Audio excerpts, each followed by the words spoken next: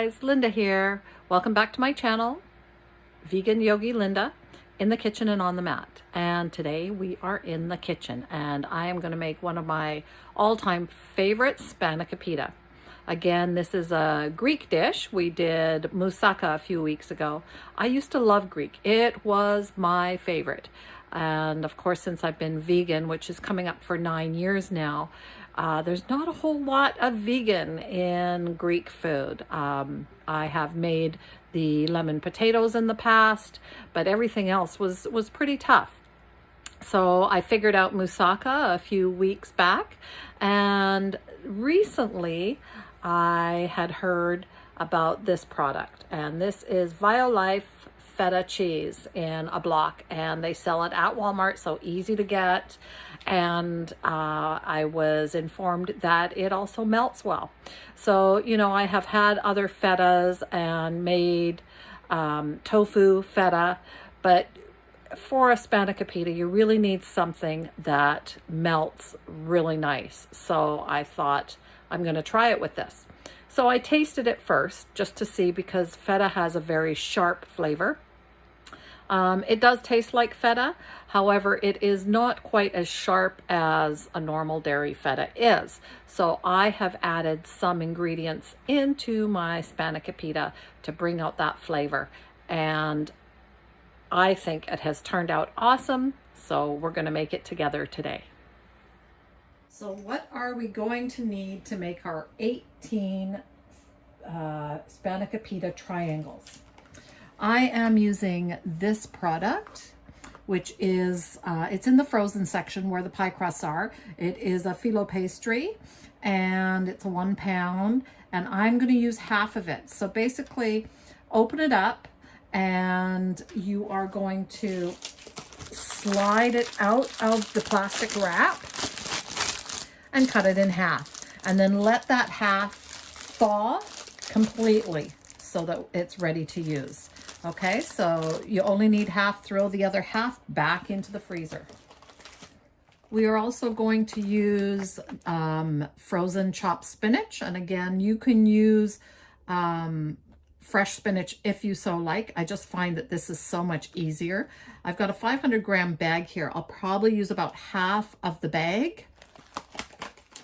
I have a 1/4 cup of very finely chopped onion, 2 to 3 cloves of garlic minced, 2 tablespoons of chopped green onion or chives, about 2 tablespoons of chopped fresh mint, about 1 tablespoon of dry dill. Here I have 2 tablespoons of lemon juice and 1 teaspoon of apple cider vinegar. It's all there together in that container. I've got a 1/4 cup of nooch, or also known as nutritional yeast, so flaky, about a 1/4 cup. I am using this product, Earth Island Parmesan, and as you can see, it's a lovely Parmesan, and it adds a good flavor. So I'm going to use about a 1/4 cup of this. And then, of course, my Violife feta cheese. I'll use about half of this, and I'll cut it up into small pieces. We are going to start by heating about 2 teaspoons of oil in a pan. I'm using extra virgin olive oil over medium heat, and then we're going to saute our onion and our garlic. Just a little bit, just until those onions are translucent. You've got it over medium heat here. Now, it doesn't take long for those onions to become translucent, as they are chopped very finely. And once they're there, you're going to just add in your spinach. And yes, it is still frozen.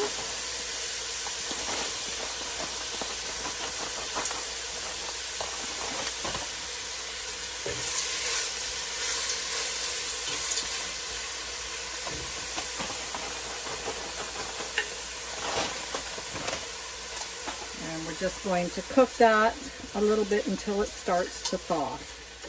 Again, just mixing everything together. Now once it's mostly thawed, and there can still be a couple of bigger chunks of frozen spinach in there, that's fine. You're going to add in your lemon juice vinegar mixture and the rest of your greens. So that's your green onions,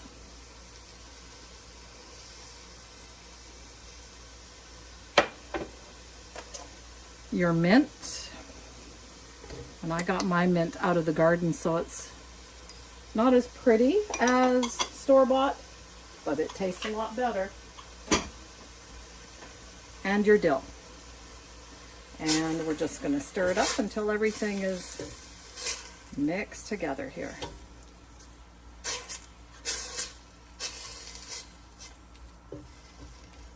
And just cook a little bit more. Now you want to make sure that you get all of that spinach thawed.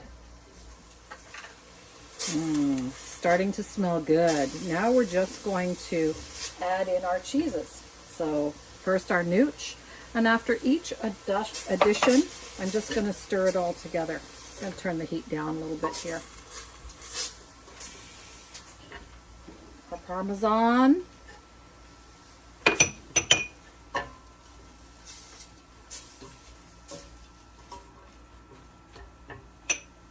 And our feta. Don't want to leave any behind. Too good. Now I'm just going to stir it all together. Doesn't matter if that feta melts right now, but you do want to make sure that it is evenly distributed throughout the spinach. Then I'm just going to turn this off and cover it, set it aside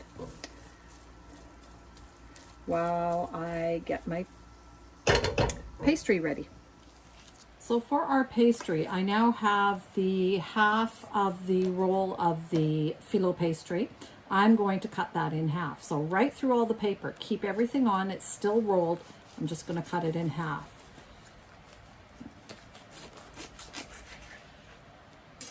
And from there, you're going to set one aside, keeping it covered so it doesn't dry out. The other one, I am going to roll it open, and we want it all the way open. Try and find the center. And we'll be using 2 at a time. So you're going to leave them open like this. You're going to cover them with a damp cloth or some plastic, whatever you've got, again, so that they don't dry out. If they dry out, they'll crack when you're trying to roll them, and you really don't want that. So you're going to set them aside and keep them covered. Now for each triangle, I am going to be using 2 of the strips. And they are very, very delicate, so you need to be careful with them. Very, very paper thin. So you're going to separate them, and I am using some veggie broth. You can use veggie broth, you can use some oil, or you can use a combination of both. Basically, I'm going to brush this on one and then stack the other one on top of it, and then brush that one. You do not want them wet, you do not want them oily, you just want enough to separate those layers so you get that nice flakiness that you're used to in a phyllo pastry. So just gently brushing it. And again, you need to be very, very careful because they are very delicate. So I'm just gonna, you can see, you especially want some at the edges because that's where it's going to stick. Now last time I did this, I used some oil in it, but I feel that it's really not necessary. So I'm just using the veggie broth this time. Stack the second one on top and brush that one too. And this just helps to make it crispy and flaky. And again, I don't want them soaked. I just want a little bit there. From there, I have stirred my spinach mixture.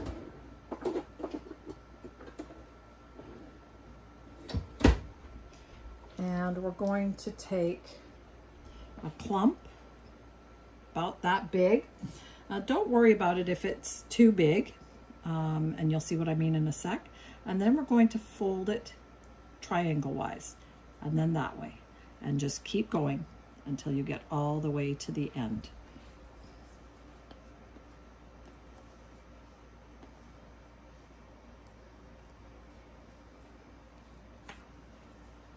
And there we have one beautiful triangle. Now, if your edges are up like this, you're just going to take some of the veggie broth and brush them closed so that your stuffing doesn't come out when you cook them.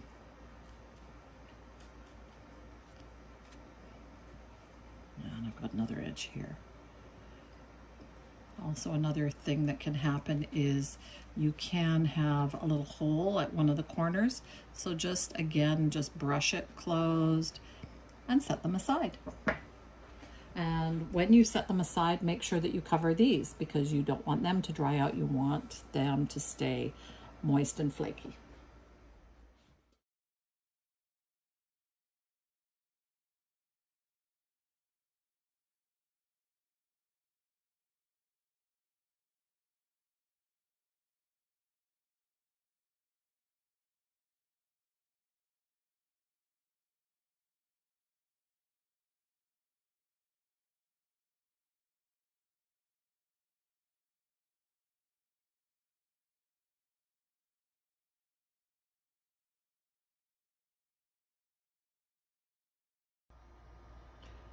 All right, I am halfway there. I have made 9. Now I've got to do the other half. So I have finished folding them all. I have 19. I said it makes 18. I had extra phyllo in the package, so I got an extra one out of it. So now what you're going to do is you can put them in the oven, brush a little veggie broth or olive oil on top, just a little, just to crisp them up, flipping them over after about 10 minutes. Or you can do what I'm going to do, put them in the air fryer for about 7 minutes.